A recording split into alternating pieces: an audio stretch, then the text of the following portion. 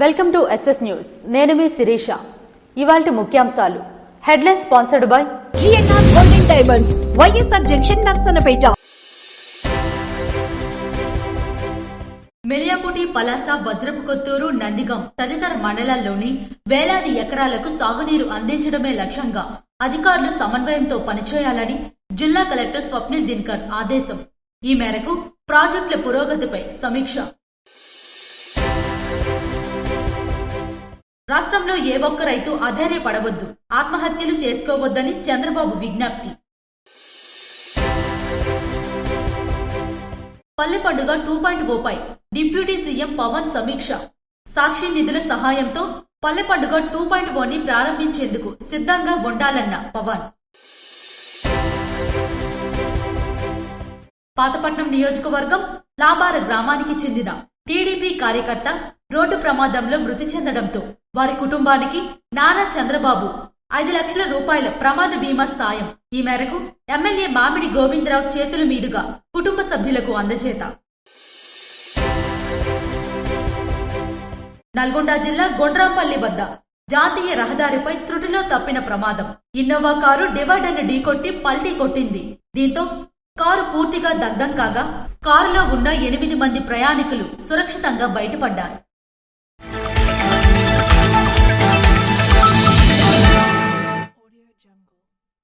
వందే మాతరం ఉత్సవాల్లో భాగంగా పూర్తి గేయాన్ని అందరూ ఆలపించాలని కేంద్ర హోంశాఖ మంత్రి అమిత్ షా పిలుపునిచ్చారు. దేశ ఐక్యతకు, సాంస్కృతిక చైతన్యానికి ఇదొక కాలాతీతమైన స్ఫూర్తి అని చెప్పారు. ఏడాది పాటు జరిగే ఉత్సవాల్లో పూర్తి గేయాన్ని దేశమంతటా తాము ఆలపిస్తామని అన్నారు. ఇది స్వాతంత్ర్య పోరాటాన్ని ముందుకు నడిపించే గొప్ప గేయమని పేర్కొన్నారు. మన సంకల్పానికి స్ఫూర్తి అని, భారతదేశాన్ని మేల్కొలిపిన తొలి మంత్రమని వివరించారు. ఈ మేరకు అమిత్ షా తనకు సంబంధించిన వెబ్సైట్లో శుక్రవారం ఓ వ్యాసం రాశారు. వందే మాతరం అంటే ఒక ప్రార్థన అని వెల్లడించారు. సాంస్కృతిక జాతీయవాదంపై బంకించంద్ర చటర్జీ చేసిన మొదటి ప్రకటన వందే మాతరం అని వ్యాఖ్యానించారు. పూర్తి గేయం మరోసారి ప్రతిధ్వనించాలని, సాంస్కృతిక జాతీయవాదం గురించి యువతకు స్ఫూర్తినివ్వాలని అమిత్ షా ఆకాంక్షించారు. భారతదేశ చరిత్రలో సామాజిక, రాజకీయ ఉద్యమాల్లో సంగీతం, కళలు నిర్ణయాత్మక పాత్ర పోషించాయని అమిత్ షా గుర్తు చేశారు. వందే మాతరం మహోన్నత జాతీయ గేయమని కొనియాడారు. ఈ గేయంలో గొప్ప మ్యాజికల్ పవర్ ఉందని, ఎలాంటి వారినైనా ఉత్తేజితులను చేస్తుందని మహాత్మా గాంధీ సైతం ప్రసంగించారని అన్నారు. అన్ని వర్గాల ప్రజలను ఐక్యం చేసిన ఘనత వందే మాతరం సొంతమని గాంధీజీ పేర్కొన్నట్లు గుర్తు చేశారు. భారతమాత పునర్జన్మకు వందే మాతరం ఒక మంత్రమని మహర్షి అరవిందో అన్నట్లు పేర్కొన్నారు. వందే మాతరం అంశం అనేది గతాన్ని గుర్తు చేసుకోవడానికి పరిమితం కావద్దని, భవ్యమైన భవిష్యత్తుకు ఇదొక మంత్రం కావాలని అమిత్ షా తేల్చి చెప్పారు. వికసిత్ భారత్ సంకల్పానికి, ఆత్మనిర్భర్ భారత్ ధ్యేయానికి వందే మాతరమే స్ఫూర్తి అని స్పష్టం చేశారు. రాష్ట్రంలో ఏ ఒక్క రైతు అధైర్యపడవద్దని సీఎం చంద్రబాబు వెల్లడించారు. రాష్ట్రంలో ఏ ఒక్క రైతు అధైర్యపడవద్దు, ఆత్మహత్యలు చేసుకోవద్దని ముఖ్యమంత్రి నారా చంద్రబాబు విజ్ఞప్తి చేశారు. ఆచార్య ఎన్జీ రంగా 125వ జయంతి ఉత్సవాల్లో సీఎం చంద్రబాబు ముఖ్య అతిథిగా హాజరయ్యారు. ఈ సందర్భంగా ఆయన మాట్లాడుతూ రైతును ఆదుకునేందుకు అత్యధిక ప్రాధాన్యత ఇస్తున్నామన్నారు. మొన్నటి తుఫాన్లు నష్టపోయిన రైతులను ఆదుకున్నామన్నారు. మేం వచ్చాక పంటల బీమా చెల్లించి రైతులకు అండగా నిలిచామన్నారు. 5 ఏళ్లు రాష్ట్ర ఆర్థిక వ్యవస్థే కాకుండా అన్ని వ్యవస్థలు విచ్ఛిన్నం అయిపోయినాయి. చాలా సమస్యల సుడిగుండంలో ఉన్నాం. అయినా కూడా రైతుకు అన్యాయం జరగకూడదు, ఇబ్బంది రాకూడదనే ఉద్దేశంతో 24 గంటల్లో వాళ్ళ యొక్క పంట తీసుకున్న 24 గంటల్లో డబ్బులు వాళ్ళ అకౌంట్లో వేసే బాధ్యత ఈ ప్రభుత్వం తీసుకుంటున్నామని చెప్పి కూడా నేను మీకు తెలియజేస్తున్నా. నిన్ను కూడా మీరు చూసినప్పుడు ఎక్కడికక్కడ వరదలు వచ్చినప్పుడు, విపత్తులు వచ్చినప్పుడు రైతును ఆదుకోవడానికి అన్ని విధాలా ముందుకు పోతున్నాం. ఎక్కడా ఎవ్వరికి ఇబ్బంది లేకుండా చేయడం కోసం మనం కార్యక్రమాలు చేసే పరిస్థితికి వచ్చాం. 5 ఏళ్లు పంటల బీమా కట్టకపోతే 3 ఏళ్లు రాష్ట్ర వాటా బీమా ఎగ్గొట్టిందని కేంద్ర మంత్రి శివరాజ్ సింగ్ చౌహాన్ అయితే పార్లమెంట్లో చెప్పాడు. కానీ ఈ ప్రభుత్వం వస్తానే రైతులకు బీమా కట్టాం, 95% కట్టాం. 12వ తారీఖు నవంబర్ లోపల మిగిలిన 5% కట్టి ఏ రైతుకు ఇబ్బంది లేకుండా బీమా ఇప్పించే బాధ్యత కూడా ఈ ప్రభుత్వం తీసుకుంటామని చెప్పి మీకు తెలియజేస్తున్నా. ఏ రైతు కూడా అధైర్యపడద్దని చెప్పి మరొకసారి విజ్ఞప్తి చేస్తున్నా. ఓసారి ఇబ్బందులు వస్తాయి. ఇబ్బందులు వచ్చినప్పుడు ధైర్యంగా ఫేస్ చేయాలి తప్ప ఆత్మహత్యలు చేసుకోవడం పరిష్కారం కాదు. ఈ విషయం కూడా రైతాంగం మొత్తం గుర్తుపెట్టుకోవాల్సిన అవసరం ఉంది. ఈ ప్రభుత్వం చాలా స్పష్టంగా ఉన్నాం. మీకు ఒకటే విజ్ఞప్తి చేస్తున్నాను, ప్రతి ఒక్క విషయంలో కూడా మీకు అండగా ఉంటాం. పంటకు గిట్టుబాటు ధర వచ్చేలా చర్యలు తీసుకున్నామని, పంటలకు ఎలాంటి ఇబ్బందులు లేకుండా సాగునీరు ఇస్తున్నామన్నారు. జలాశయాల్లో పుష్కలంగా నీళ్లు ఉన్నాయన్నారు. సాగునీటిని ప్రాజెక్టులకు ఎప్పటికప్పుడు మరమ్మతులు చేస్తున్నామని పేర్కొన్నారు. రైతుకు కావాల్సిన వ్యవసాయం జరగాలంటే ఎక్కడికక్కడ సాగునీరుండాలి. నీరుంటే వ్యవసాయం సుజావుగా జరుగుతుంది. అందుకని ఈ సంవత్సరం నాకు చూసినప్పుడు ఈ ప్రభుత్వం తీసుకున్న అన్ని జాగ్రత్తల వల్ల మైన్ ఇరిగేషన్ ట్యాంకులు గాని, మీడియం ఇరిగేషన్ ట్యాంకులు గాని, అదే మరిగా మేజర్ ఇరిగేషన్ రిజర్వాయర్స్ గాని అన్నిట్లో నీళ్లు పెట్టే పరిస్థితికి వచ్చాం. 95% ట్యాంకుల్లో రిజర్వాయర్లు నీళ్లున్నాయంటే దగ్గర 1100 టీఎంసీ నీళ్లు మనం జలాశయాల్లో పెట్టుకోవాల్సి వస్తే దగ్గర 1000 టీఎంసీ నీళ్లు జలాశయాల్లో ఉన్నాయంటే అది తెలుగుదేశం ప్రభుత్వం, ఎన్డీఏ ప్రభుత్వం తీసుకున్న జాగ్రత్త, చొరవ అని చెప్పి కూడా నేను మీకు తెలియజేస్తున్నా. రాయలసీమలో అన్ని రిజర్వాయర్లు పూర్తి చేశామన్నారు. కరువును శాశ్వతంగా నివారించేందుకు అనేక కార్యక్రమాలు చేపట్టామన్నారు. తరచుగా వచ్చే తుఫాన్ల వల్ల కూడా రైతులు నష్టపోతున్నారని సీఎం చంద్రబాబు తెలిపారు. ఈ కార్యక్రమంలో వ్యవసాయ శాఖ మంత్రి కింజరాపు అచ్చెన్నాయుడు, ఎంపీ లావు శ్రీకృష్ణ దేవరాయలు, పలువురు ఎమ్మెల్యేలు హాజరయ్యారు. మహేంద్ర తనయ ఆఫ్సోర్స్ రిజర్వాయర్ ప్రాజెక్టులను త్వరితగతిన పూర్తి చేయాలని జిల్లా కలెక్టర్ అధికారులను ఆదేశించారు. మహేంద్ర తనయ ఆఫ్సోర్స్ రిజర్వాయర్ ప్రాజెక్టును త్వరితగతిన పూర్తి చేసి మెలియాపుటి, పలాస, వజ్రపు కొత్తూరు, నందిగాం తదితర మండలాల్లోని వేలాది ఎకరాలకు సాగునీరు అందించడమే లక్ష్యంగా అధికారులు సమన్వయంతో పనిచేయాలని జిల్లా కలెక్టర్ స్వప్నిల్ దినకర్ ఆదేశించారు. శుక్రవారం జిల్లా కలెక్టర్ కార్యాలయంలో ప్రాజెక్టు పురోగతిపై నిర్వహించిన సమీక్షలో ఆయన దిశానిర్దేశం చేశారు. ఈ ప్రాజెక్టు పనులకు ప్రధాన అడ్డంకిగా ఉన్న భూసేకరణ సమస్యలపై కలెక్టర్ దృష్టి సారించారు. భూసేకరణ, ఇతర పనులకు సంబంధించి పాత పెండింగ్ బిల్లులు దాదాపు 16.20 కోట్లు తక్షణమే విడుదల చేయడానికి ప్రతిపాదనలు పంపాలని వంశధార భూసేకరణ విభాగాన్ని కలెక్టర్ ఆదేశించారు. ప్రాజెక్టు పనుల్లో ఎలాంటి జాప్యం జరగడానికి వీల్లేదని, రైతులకు సాగునీరు, పలాస, కాశీబుగ్గ పట్టణానికి మంచినీరు అందించాలనే లక్ష్యాన్ని అధికారులు సకాలంలో చేరుకోవాలని కలెక్టర్ స్పష్టం చేశారు. జిల్లా అటవీ శాఖ అధికారి ఎస్ వెంకటేష్, జిల్లా రెవెన్యూ అధికారి లక్ష్మణమూర్తి, ప్రత్యేక ఉప collector Jayadevi, Tekkali RDO Krishnamurthy, Vamsadhara engineering అధికారులు ఈ సమావేశానికి హాజరయ్యారు.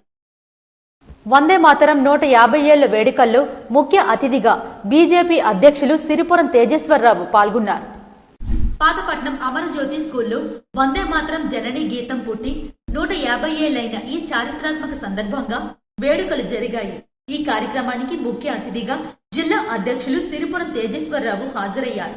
ముందుగా దీప ప్రజ్వలన చేసి బకించంద్ర చట్టోపాధ్యాయుల చిత్రపటానికి పూలమాలలు వేసి నివాళులర్పించారు. ఉపాధ్యాయులతో, విద్యార్థులతో కలిసి వందే మాతరం పూర్తి గీతాన్ని ఆలపించారు.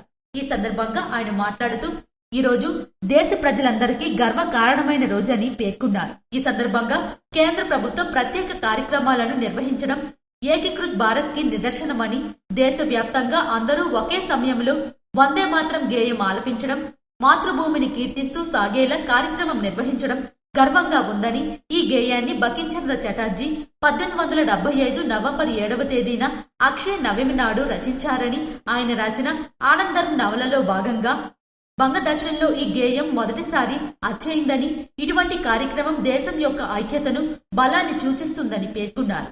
ఈ కార్యక్రమంలో స్కూల్ కరస్పాండెంట్ సోమేశ్వరరావు, బీజేపీ నాయకులు, జిల్లా పూర్వ ఉపాధ్యక్షులు దొక్క శ్రీకాంత్ రెడ్డి, జిల్లా కార్యవర్గ సభ్యుడు రాజాన అప్పన్న, పాఠశాల సిబ్బంది, విద్యార్థులు పాల్గొన్నారు. పల్లె పండుగ 2.0పై డిప్యూటీ సీఎం పవన్ కళ్యాణ్ సమీక్షా సమావేశం నిర్వహించారు. శ్రీకాకుళం నియోజకవర్గ అభివృద్ధికి సంబంధించిన అంశాలను యుద్ధ ప్రాతిపదికన పూర్తి చేయడానికి అవసరమైన చర్యలు తీసుకోవాలని జిల్లా కలెక్టర్ స్వప్నిల్ దినకర్ అధికారులను ఆదేశించారు.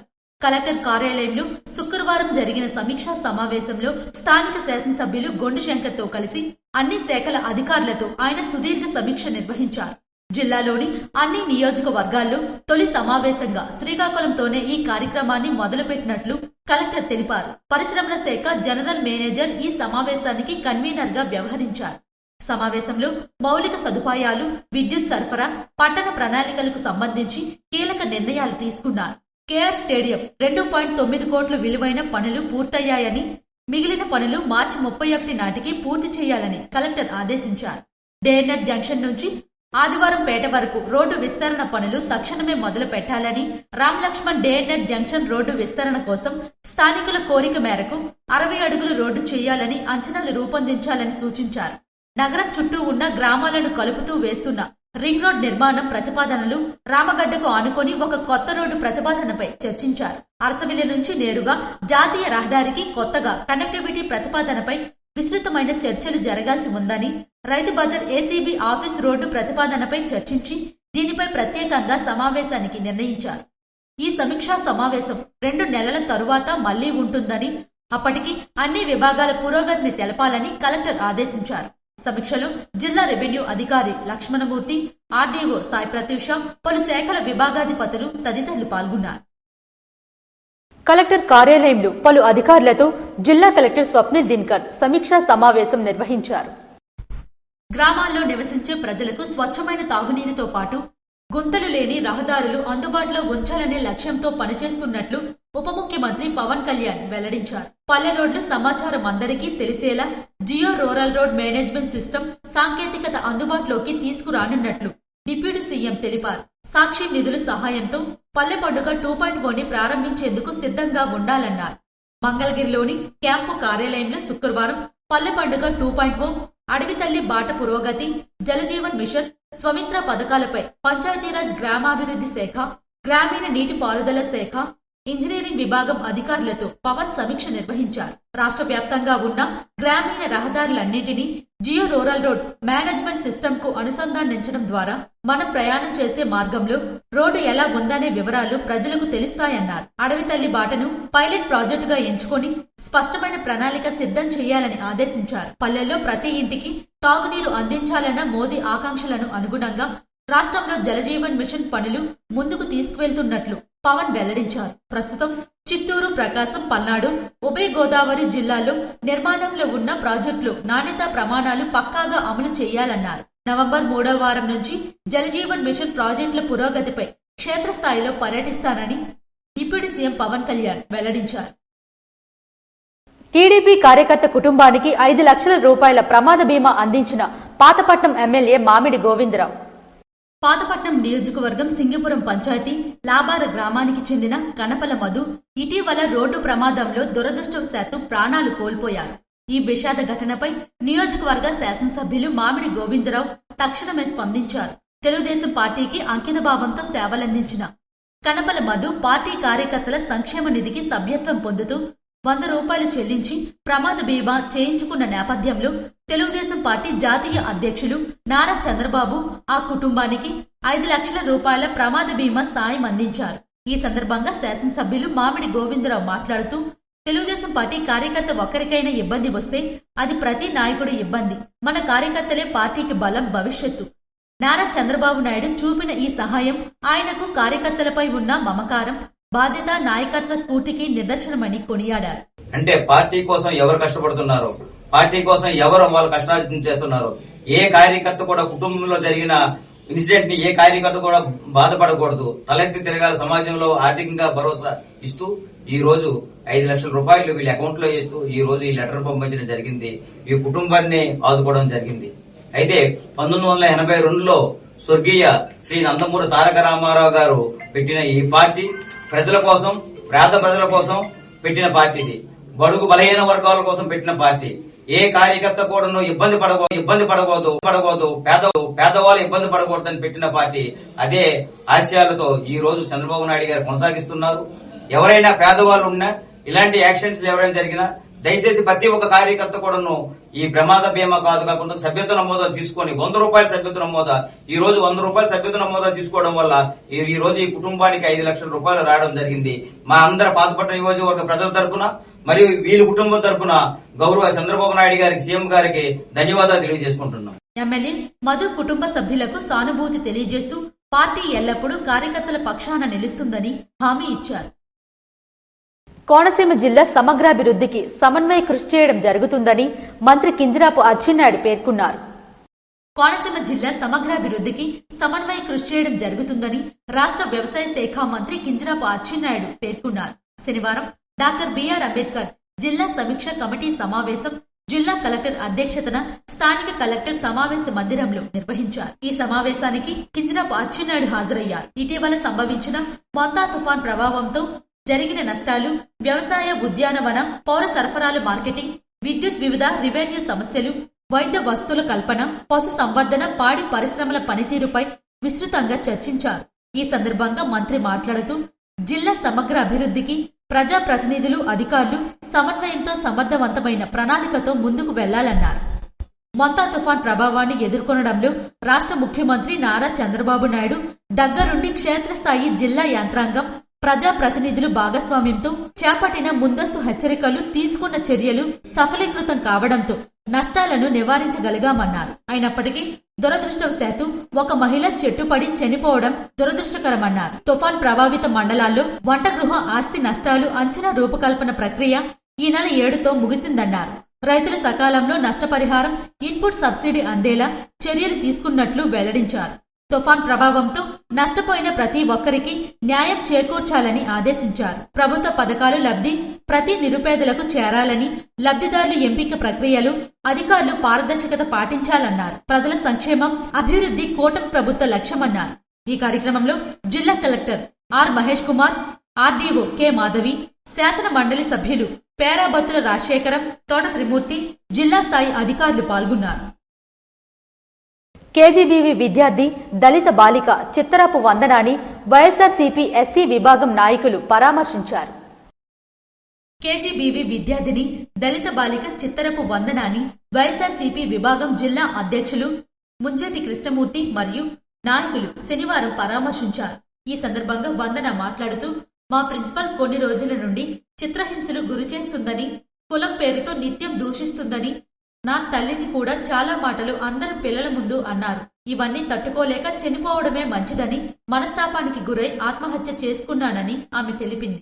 మరియు వారి తల్లి లక్ష్మి మాట్లాడుతూ, ఇది జరిగి కొన్ని రోజులైనా ఎవరూ పట్టించుకోలేదని, మీరు ఎవరితో చెప్పుకుంటారో చెప్పుకోండని, మీరు మమ్మల్ని ఏమీ చేయలేరని చాలా మాట్లాడారని ఆమె తెలిపింది.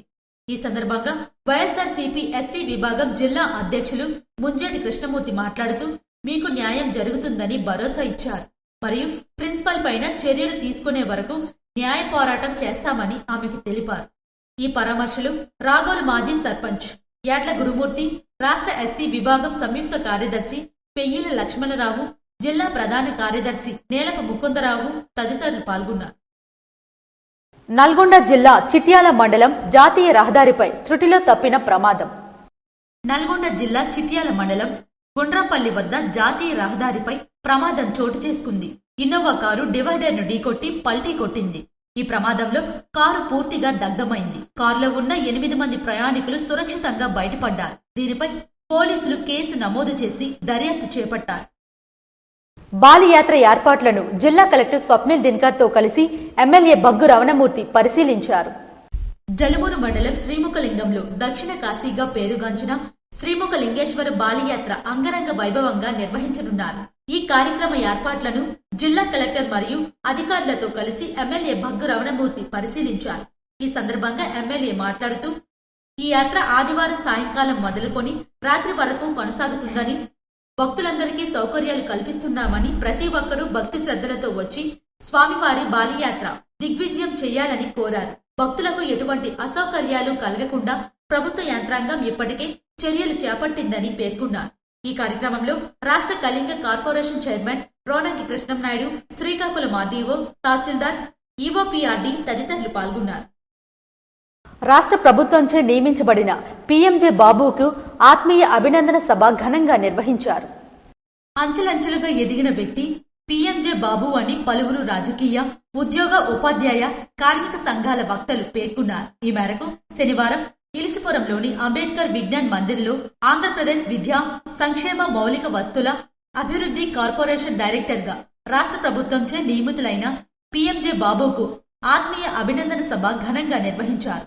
ఈ సందర్భంగా స్థానిక ఎమ్మెల్యే సతీమణి గొండు స్వాతి శంకర్, మున్సిపల్ మాజీ chairperson Paidisetti Jayanthi, TDP senior నాయకులు Modalavalasa Chiranjeevi, Vamsadhara project committee chairman Aravala Ravindra మాట్లాడుతూ 2024 ఎన్నికల్లో తెలుగుదేశం పార్టీ విజయం కోసం ఎనలేని సేవలు అందించారన్నారు. అణగారిన వర్గాల అభివృద్ధి, సంక్షేమం కోసం కట్టుబడిన ఏకైక పార్టీ తెలుగుదేశం పార్టీ అని పేర్కొన్నారు.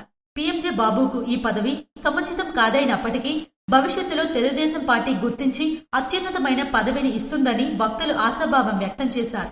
దివంగత నేత కింజరాపు ఎర్రన్నాయుడు పీఎంజే బాబుకు తన విధులకు రాజీనామా చేసి వచ్చినట్లయితే ఎమ్మెల్యే టికెట్ ఇచ్చేందుకు ఆస్కారం కల్పించినప్పటికీ తన విధులకే ప్రాధాన్యత ఇచ్చిన మహోన్నత వ్యక్తి బాబు అని కొనియాడారు. సన్మాన గ్రహీత విశ్రాంత డిప్యూటీ కలెక్టర్ పీఎంజే బాబు మాట్లాడుతూ తన విధుల పట్ల ఎన్నడూ నిర్లక్ష్యంగా వ్యవహరించలేదని, తనకున్న పరిధిలో ప్రతి ఒక్కరికి న్యాయం చేయాలన్నదే తన అభిమతమని, తన విధుల్లో ఎలాంటి వివక్ష రూపొందినందునే నేడు జిల్లాలోని ప్రాంతాల ప్రజలు రాజకీయాలు, కులాలకు మతాలకు అతీతంగా సేవలు అందించినందునే నేడు నాకు ప్రజలు గుర్తించి ఈ పదవులు ఇచ్చారని పేర్కొన్నారు.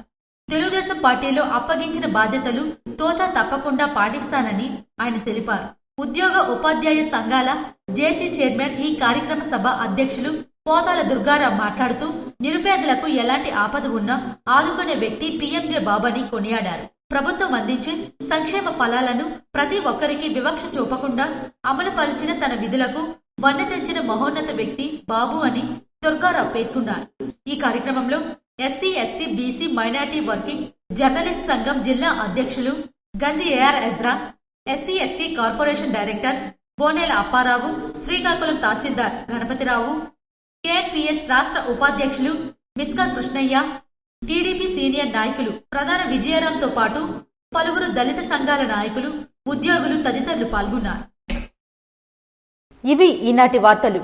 మరిన్ని వార్తలతో మళ్ళీ కలుద్దాం. చూస్తూనే ఉండండి SS న్యూస్.